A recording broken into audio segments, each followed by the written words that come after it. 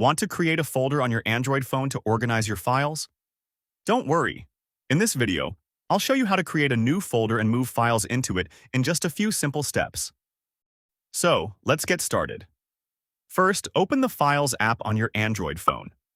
Once you open the Files app, go to the location where you want to create your new folder. For example, you can open Documents. Now, select a Documents. Now, tap the three-dot menu in the top right corner. From the menu, select Move To. Choose one of the option where you want to move it. Now, scroll down and tap on Documents. Select New Folder at the bottom of the screen. Enter a name for your folder. For example, I'll name it Folder 1.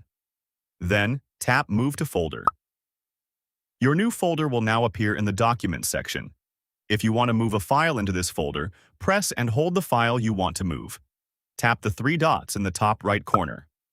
From the menu, tap Move To and go to the location where you want to move it. Select Documents. From the Documents section, select the folder where you want to move. Then, tap Move Here to complete the process. And that's it. You now know how to create and organize folders on your Android phone. If you found this video helpful, don't forget to like, subscribe, and hit the bell icon for more useful Android tips. Thanks for watching, and I'll see you in the next video.